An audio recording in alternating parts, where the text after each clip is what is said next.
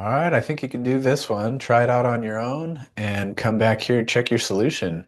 We're going to try a loop-the-loop problem where we start at some unknown height and we got to reach up around the top of this loop and we want to find it so that it doesn't fall off the track, right? Or we don't need any force pulling it back up onto the track or anything. People aren't falling out of their seats, right? It's entirely its own momentum or its own centripetal force, essentially, that's keeping it in contact with the ramp at point B there.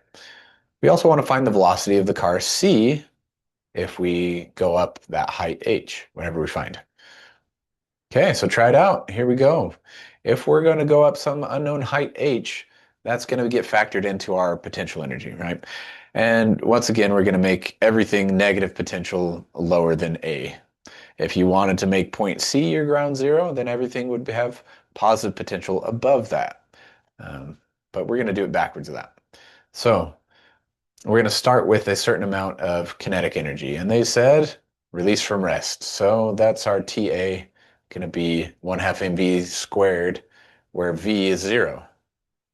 And if we say that's our datum, our potential energy is also 0, right? We don't have any springs and we're on the datum, so our relative vertical position is 0. So no kinetic or potential energy to speak of at A because of where we put the datum. So there's our initial there. Now, how about the initial kinetic energy, or the final kinetic energy at B? 1/2 mv squared again. We don't know what the velocity is, so we'll leave that as VB, but we've got the mass, so 1/2 mv squared minus the potential energy now. We're adding the potential energy, but it's going to be negative because we're below the datum. We're at 20 meters. So whatever the difference between h and 20, so h minus 20, is what that change in height is going to be. So we've got that as a negative because we know it's going to be a negative potential energy, mass times gravity, so it's a weight times the change in height. Okay, so we've got that. Now we need to figure out, in order to find h, we need to figure out VB. So how do we figure out what the velocity needs to be so that it doesn't fall down off of the track? Well, that's a more of a velocity relative, or a force relative to acceleration type of question, right? If the acceleration is great enough inward to the circle so that it is the same, at least this equal to the sum of the forces, right? You see where we're going with that? We could do an NT system. If the normal force sums out and is equal to the AN, the MAN, then if those are exactly equal, it'll be an equilibrium in the N direction. Right? So this is what we're looking at, right? We've got the weight pulling down, and if the normal force is 0, that's pushing on it, right? Like the seat pushing on your seat as you're going in the loop.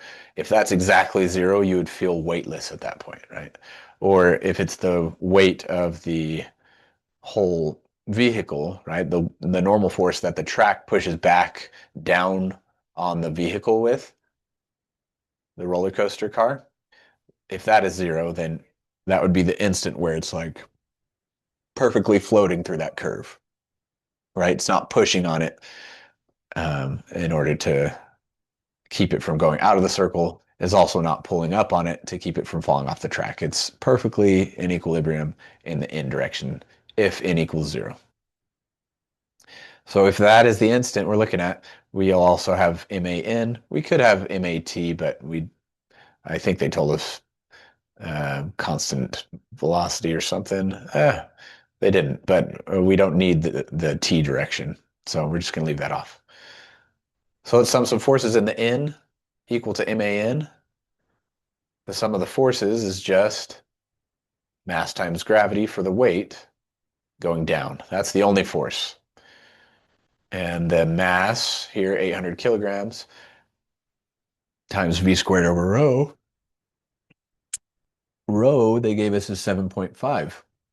And so we could solve that for the needed velocity in order to not fall off the track. And it's got to be going at least 8.578 meters per second. Let's plug that back into our equation that we got before here, and we could solve it for h. So plugging in the 8.578 meters per second, you could solve this for h of 23.75 meters. So in order to not fall off the track, that's how high we need to start at point A. And that's relative to this bottom position, right? Okay. So now let's find velocity c when we have descended all the way from there to there. Or you could start at B and go to C if you wanted, but we could start at A and go to C because there's no friction losses or anything that make it any different if we loop the loop a few times or if we just went straight downhill from A to C. So from A to C, 1/2 mv squared, right? We had zero potential or kinetic at point A based on the way we made our datum. And then we have a final kinetic energy at C, 1/2 mv c squared. That's what we're looking for. And we had a negative change in height potential energy, right? It's got a relative negative potential energy of its weight times that height, 23.75. Solve that for VC and you get 21.6. So kind of interesting. That one is going to be um, the same answer, whether you start from A and go to C like we just did, or you could try it again, put in your potential and kinetic energies at B instead of A, and you'll get the same velocity for C there.